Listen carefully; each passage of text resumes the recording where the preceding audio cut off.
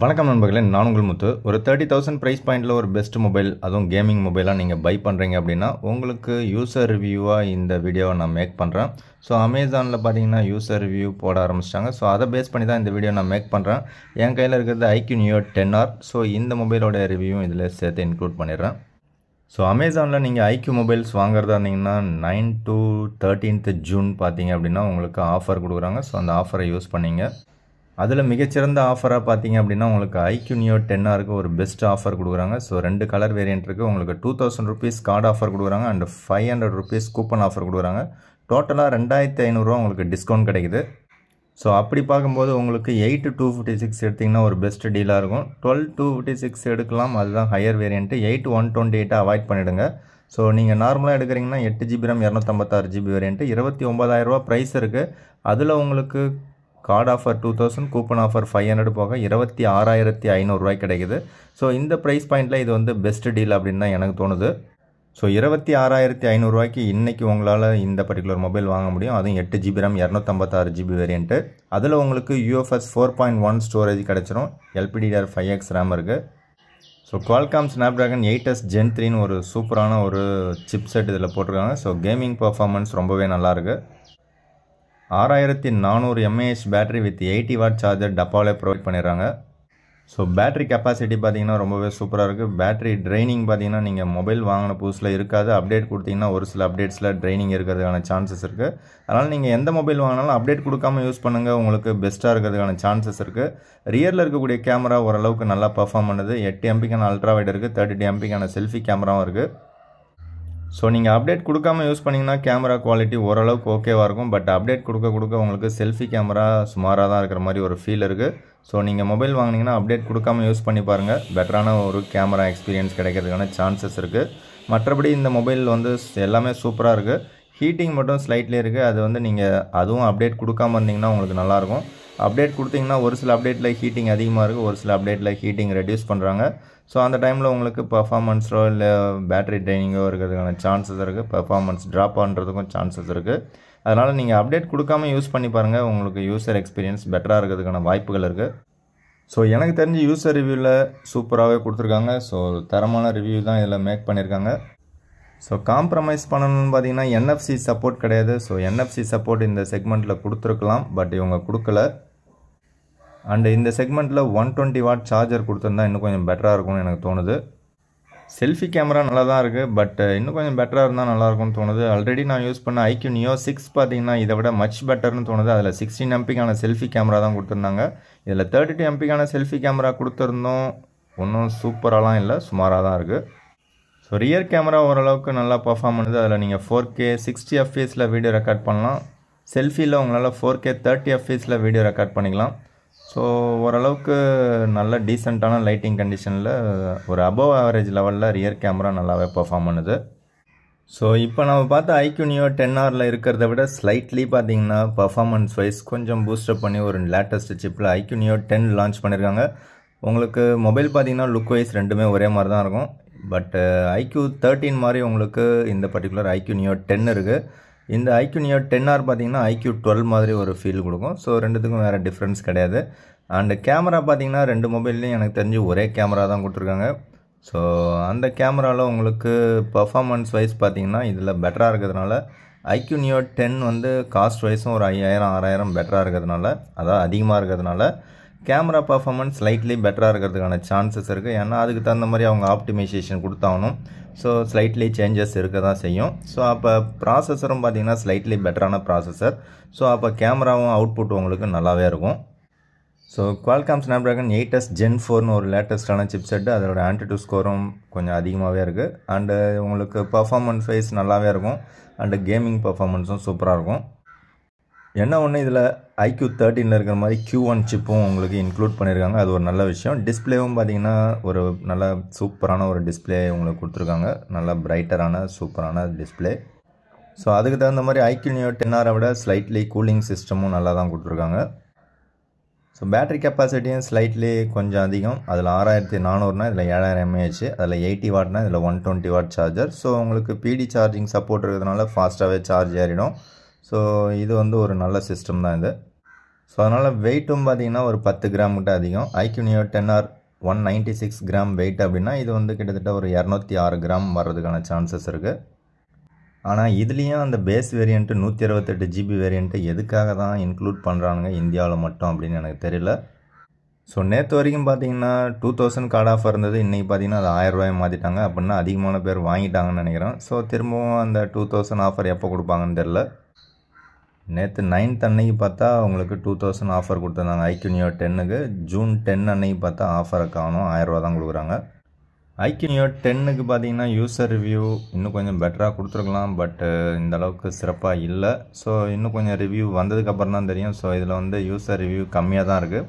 So அதில் ஒரு சில நெகட்டிவ் கமெண்ட்ஸ் தான் இருக்குது, மற்றது எல்லாமே பாசிட்டிவாக தான் இருக்குது. மோஸ்ட்லி வந்து நெகட்டிவ் கமெண்ட்ஸில் சொல்கிறதுன்னு பார்த்தீங்கன்னா ஹீட்டிங் சொல்கிறாங்க, பேட்டரி ட்ரைனிங் சொல்கிறாங்க. ஸோ ஐக்யூ நியோ 10ல் பாசிட்டிவ்னு பார்த்தீங்கன்னா பர்ஃபார்மன்ஸ் சூப்பராக இருக்குது, கேமரா சூப்பராக இருக்குது, ஃபாஸ்ட் சார்ஜிங் நல்லா இருக்குது. ஸோ இது எல்லாமே ப்ளஸ் தான்.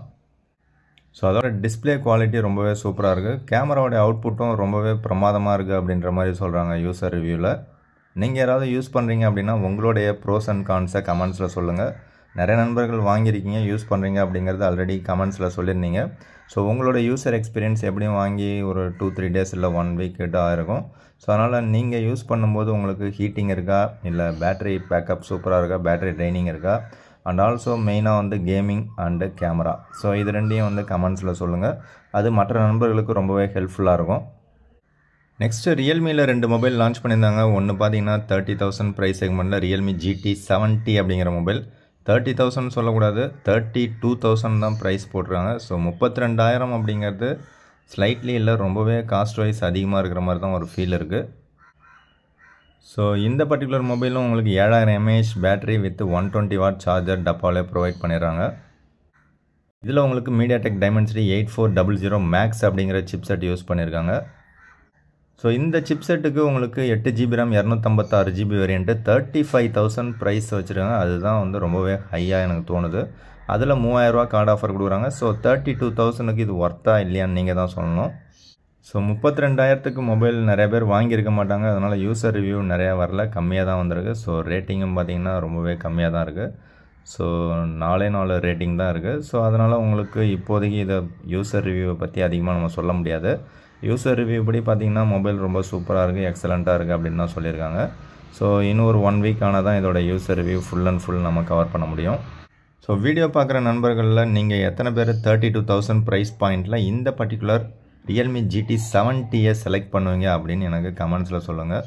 கண்டிப்பாக நான் செலக்ட் பண்ண மாட்டேன் 32,000 ப்ரைஸ் பாயிண்டில் இந்த பர்டிகுலர் மொபைலை.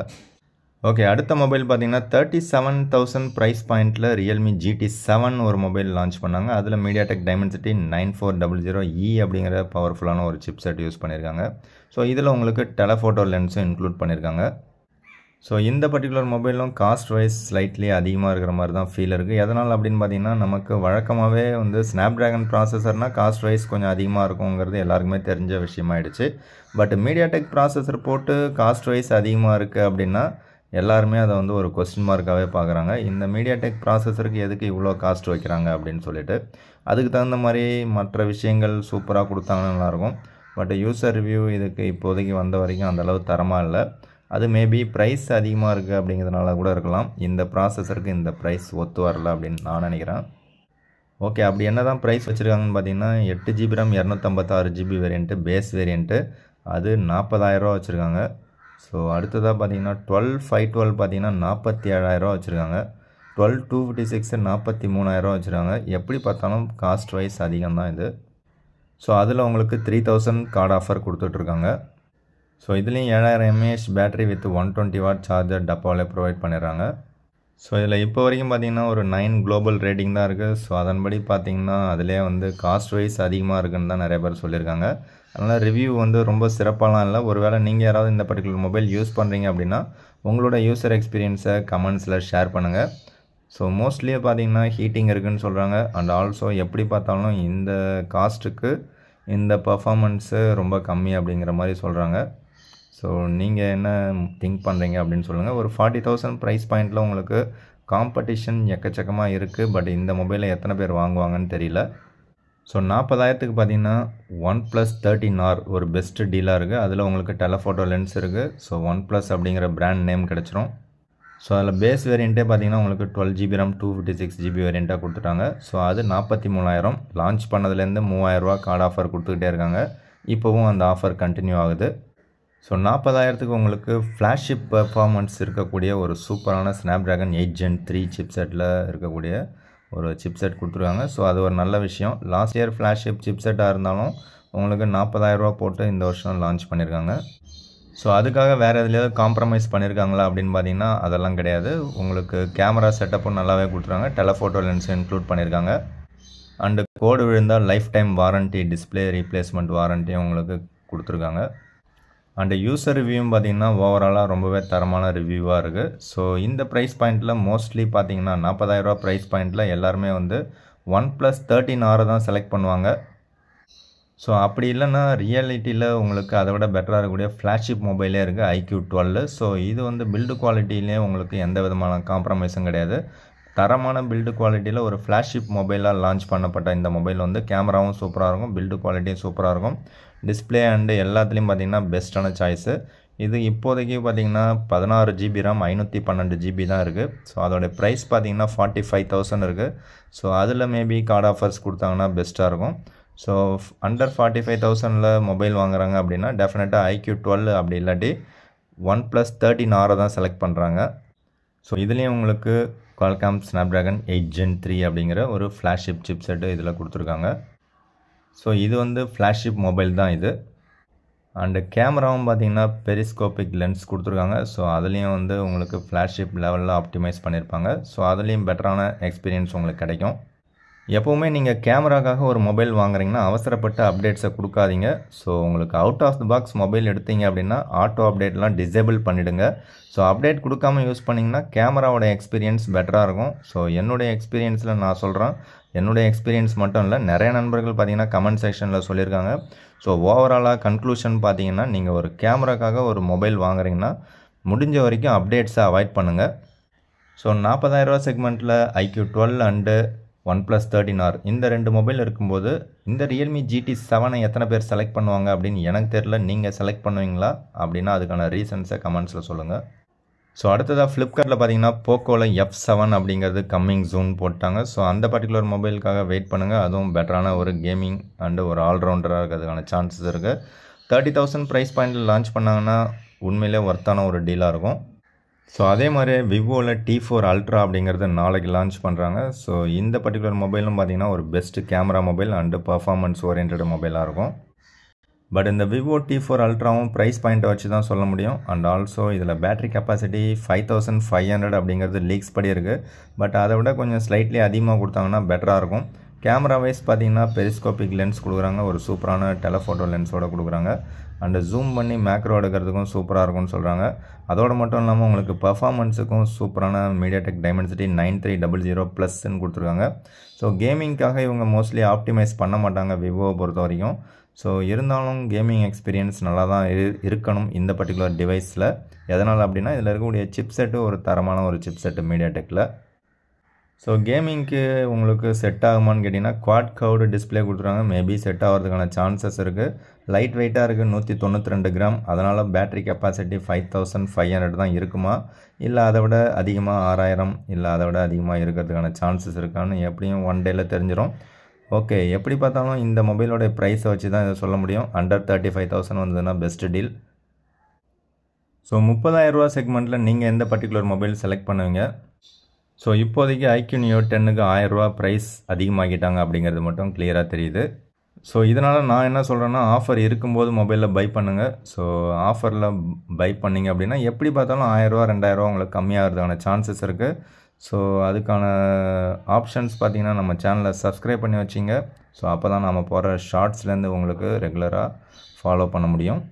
ஸோ வீடியோ பிடிச்சா லைக் பண்ணுங்கள், உங்கள் நண்பர்களுக்கு ஷேர் பண்ணுங்கள், உங்கள் கருத்துக்களை கமெண்ட் பண்ணுங்கள். மற்றும் ஒரு வீடியோவில் சந்திக்கலாம். தேங்க்யூ ஃப்ரெண்ட்ஸ், தேங்க்யூ ஃபார் வாட்சிங்.